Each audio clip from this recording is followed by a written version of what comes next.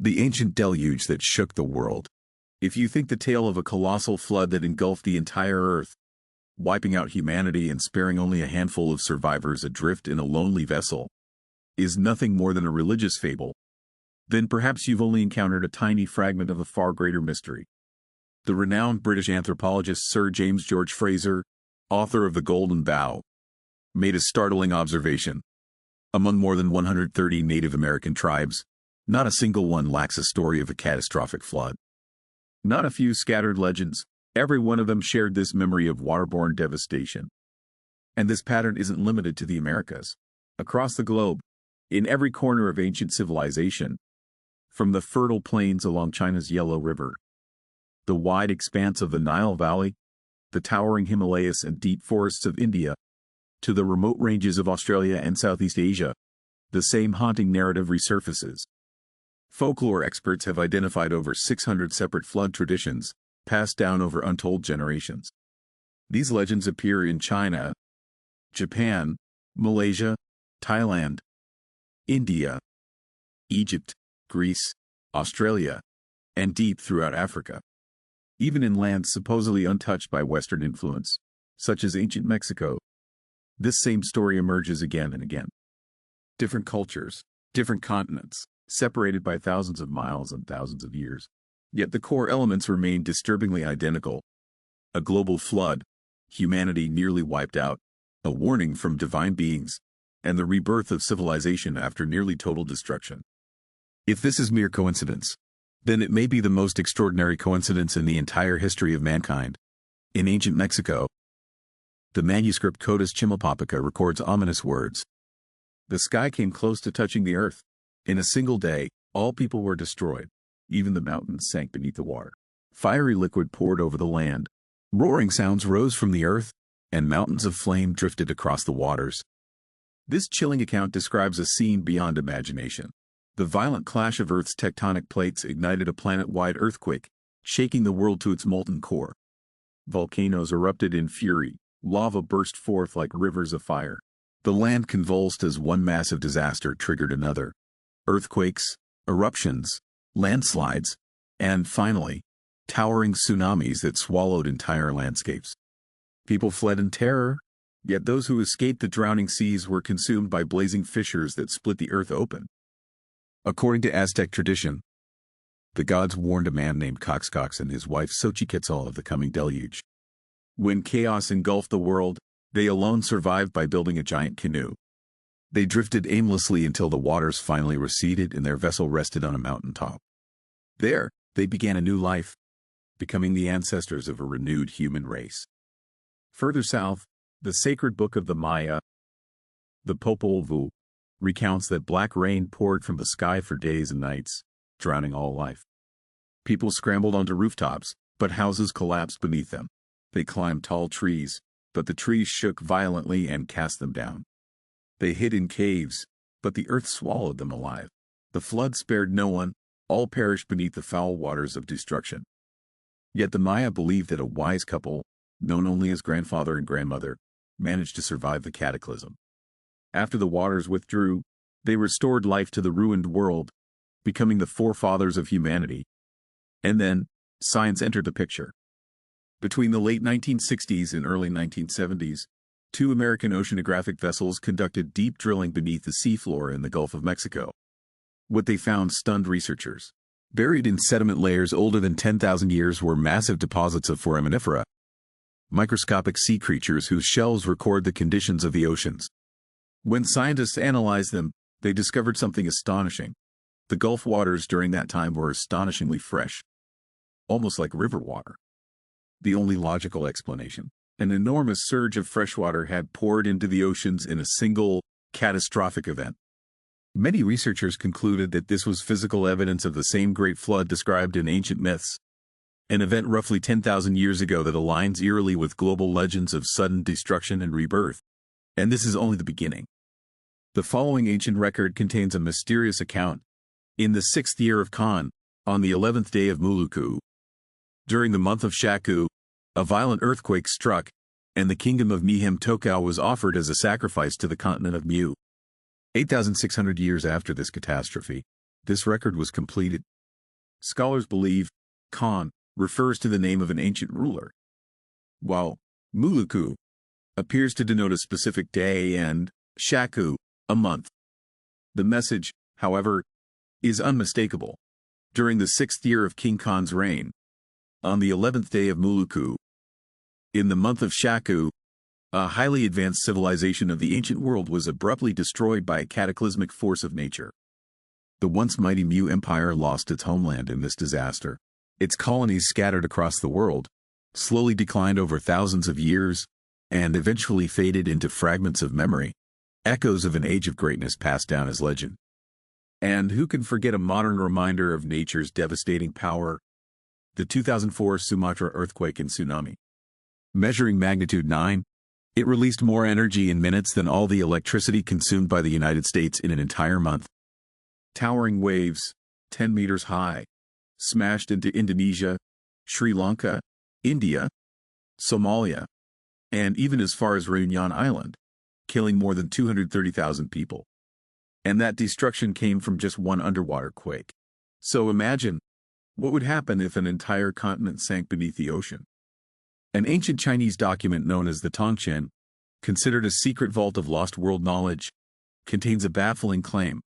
Around 9564 BCE, a massive continent lying between what we now call the Bahamas, the Caribbean Sea, and the Gulf of Mexico suddenly plunged into the Atlantic Ocean. No explanation exists for how such an ancient text could have preserved such a precise date. But what is truly astonishing is that the same timeline is nearly identical to the date given by the philosopher Plato for the fall of Atlantis. Across the sea in Africa, the Egyptian Book of the Dead, a cryptic and symbolic manuscript, also makes reference to a vast land located in the middle of the ocean. Its message is clear. A great land existed in the sea, but one terrible day, fire erupted from the deep, and the entire continent sank beneath the waves in a cataclysmic collapse. At the end of the 19th century, in what is now Mexico, a mineralogist named William Niven made a shocking discovery. While conducting excavations, he uncovered the remains of an ancient city buried 10 meters underground. Yet remarkably, it contained refined metals such as iron, gold, silver, and copper, materials that could only have been produced by a technologically developed civilization. Further study revealed that this mysterious city was destroyed around 10,000 years ago, the very same time period mentioned in the Tongchen and the Egyptian Book of the Dead. But the discoveries didn't stop there. Less than 8 kilometers from the site, over 2,500 carved stone tablets were found, inscribed with strange symbols and markings that scholars struggled to interpret. On stone tablet number 684, a breathtaking inscription appeared. This temple honors the deity who protects us day and night by command of our king Ram. It was built as a settlement on the continent of Mu to bless envoys from the Western Kingdom, the Empire of the Sun. Mul, the Empire of the Sun, 2 legendary names long dismissed as myths. Yet here they were, carved in stone in ancient America. And the evidence continued to unfold. On the Yucatan Peninsula, beside the Pyramid of Uxmal, an ancient structure aligned with astronomical precision, archaeologists discovered yet another inscription. This structure is dedicated to the memory of Mu, the Western Land. It was built to honor the mysterious events that occurred on that sacred continent. This was clear. These were the works of survivors, descendants of a lost world, a world destroyed by a cataclysm that shook the earth more than 5,000 to 6,000 years ago. Consistent even with the familiar biblical account of the Great Flood. In the 600th year of Noah's life, in the 2nd month, on the 17th day, all the fountains of the great deep burst open, and the windows of heaven were opened, and rain fell upon the earth 40 days and 40 nights. Genesis chapter 7 verses 11 to 12. But even more evidence awaited. This time, under the waters of the Black Sea. In December 2004, an international research team, including scientists from the National Geographic Society, conducted an underwater expedition in the Black Sea.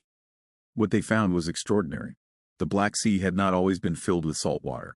It was once a massive freshwater lake, and at a certain point in ancient history, it expanded violently, swallowing coastlines and forcing inhabitants to flee in panic, abandoning their homes and entire lives. Renowned oceanographer Dr. Robert Ballard, the man who discovered the wreck of the Titanic, announced that ancient human settlements were found submerged 300 feet below the surface. This discovery not only revealed dramatic changes in ancient sea levels, it hinted at a catastrophic flood event that transformed human civilization. But the deeper question remained: what caused it? Modern researchers still debate the cause. Some propose a sudden global rainfall disaster, but geology and scientific evidence make this explanation uncertain. Nonetheless, the Black Sea catastrophe resonates powerfully with global flood legends, echoing not only the story of Noah, but hundreds of ancient flood stories preserved across nearly every culture on Earth. Some researchers who rely on geological science argue from a very different perspective. They claim that if a flood of truly global scale had occurred, as described in ancient traditions, then the Earth should bear a clear, undeniable geological signature of it. A worldwide layer of silt, mud, gravel, and flood-borne debris deposited at the same time.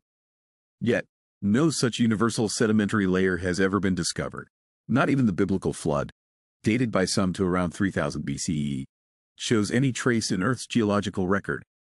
Furthermore, no single stratum has ever been found containing fossils of animals from different eras mixed together, as would be expected if every creature, including extinct species like dinosaurs, had been swept up in one global event and buried in a single catastrophic layer. Instead, fossils are always found arranged in precise layers, divided by geological time, which directly contradicts the theory of a singular, worldwide deluge. But even these counter-arguments are only the visible part of a much deeper debate. Many objections raised against the flood hypothesis have themselves been challenged by scientists who support the idea of a catastrophic global flood. Surprisingly, some even say that certain biblical descriptions may align with geological possibility.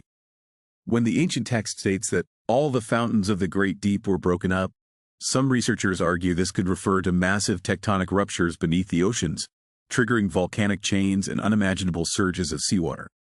One controversial theory proposes that in prehistoric times, the entire planet was underwater, even the highest mountains.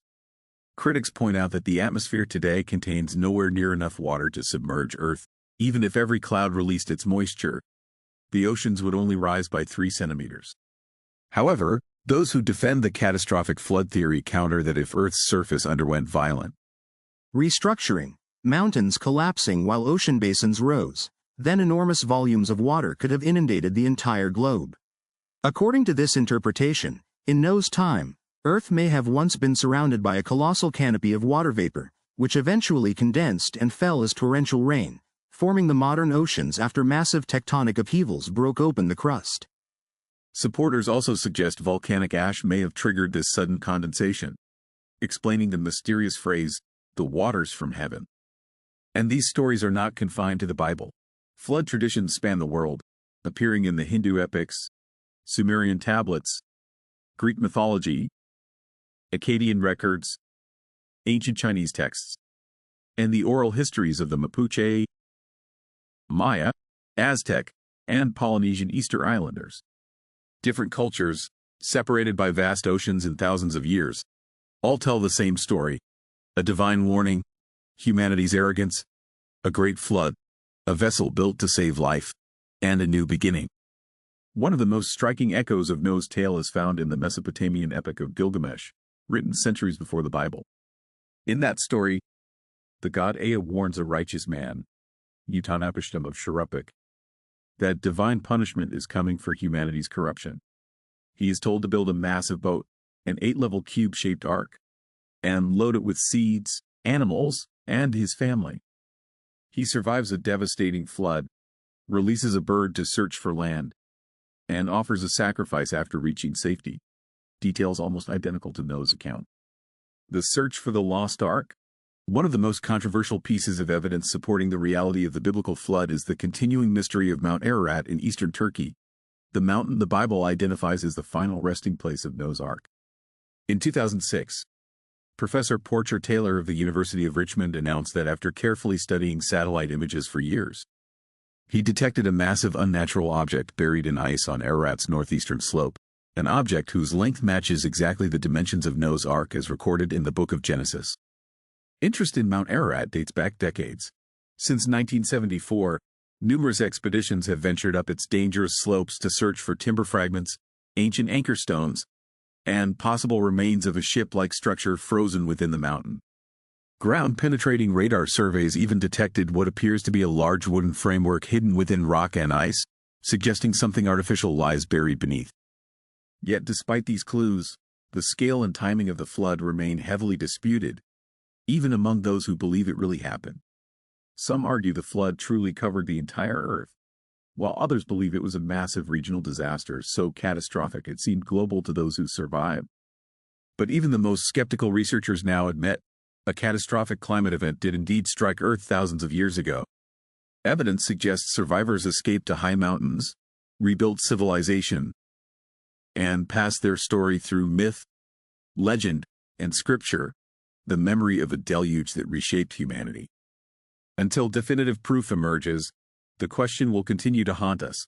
Was the Great Flood a symbolic story of sin and rebirth, or a real event that erased an entire chapter of human history? Whether seen as legend or truth, the flood endures as one of mankind's oldest and most powerful memories. It did not simply destroy lives, it drowned entire civilizations. What remains today is scattered like ancient bones across deserts where oceans once thundered. Even the pyramids, silent and eternal, may be witnesses of a forgotten world buried beneath time and water.